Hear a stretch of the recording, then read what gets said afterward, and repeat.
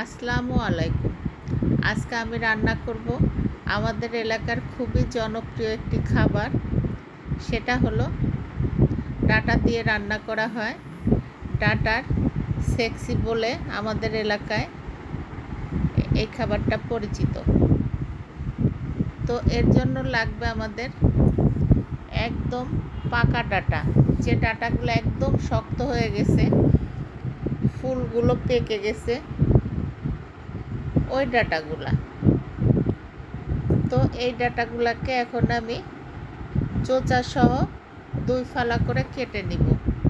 এবার আমি প্রথমে চুলায় একটি কড়াই দিব, তার মধ্যে আমি পরিমাণ মতো তেল দিব। তেলে আমি 2টা পেঁয়াজ, বেশ কয়েক কোয়া রসুন, আর এই রান্নাটা একটু ঝাল ঝাল হয়, এই জন্য আমি বেশ কিছু কাঁচামরিচ দিয়ে ব্লেন্ড করে নিয়েছি। এটা আমি এখন তেলে ভেজে নিব। এই রান্নাটা আমি কাঁচামরিচ দিয়েই করব। এটা যখন ভাজা হবে তখন এর মধ্যে আমি 1 চা চামচ আদা বাটা আর 1 চা চামচ জিরা বাটা দিয়ে আমি আরেকটু ভেজে নিব।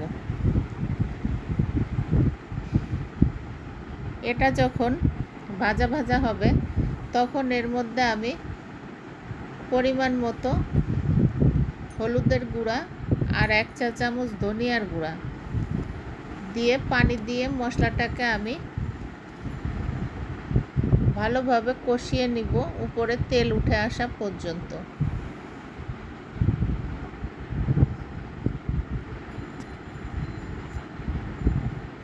এই রান্নাটা খেতে অনেক মজা হয়।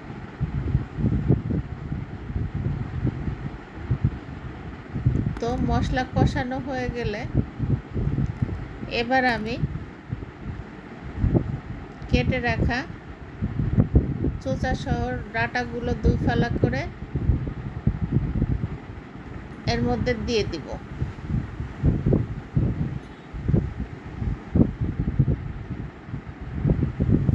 এই ডাঁটাগুলো সাজনার মতো টেনে টেনে খেতে হয়।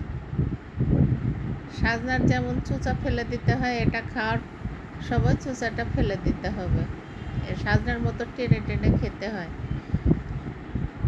তো এটা আমি বেশ কিছুক্ষণ কষিয়ে নিব। আমার কষানো প্রায় শেষ।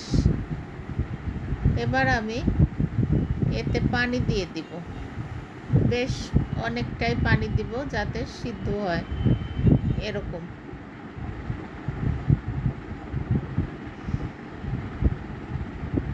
তো পানি দিয়ে এবার আমি ঢাকনা দিয়ে ঢেকে রান্না করতে থাকবো। এই রান্নাটা করব আমি গা মাখা করে, খুব বেশি ঝোল আমি রাখবো না। তো আমার রান্না প্রায় এখন শেষ, ডাঁটাও সিদ্ধ হয়ে গেছে।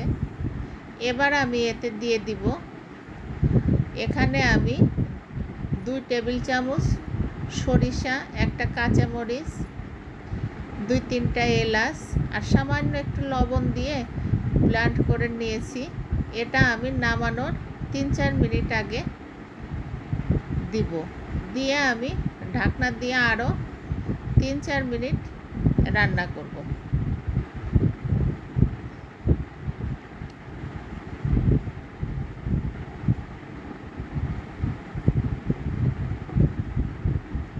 তো আমার রান্না শেষ। এবার আমি চুলা থেকে নামিয়ে নিব। বিশ্বাস করেন, এটা খেতে এতটাই মজা, আপনি না খেলে বুঝতেই পারবেন না। তো এভাবে একবার আপনারা অবশ্যই বাসায় এই ডাঁটা রান্না করে খেয়ে দেখবেন। তো ধন্যবাদ সকলকে সাথে থাকার জন্য। আল্লাহ হাফেজ।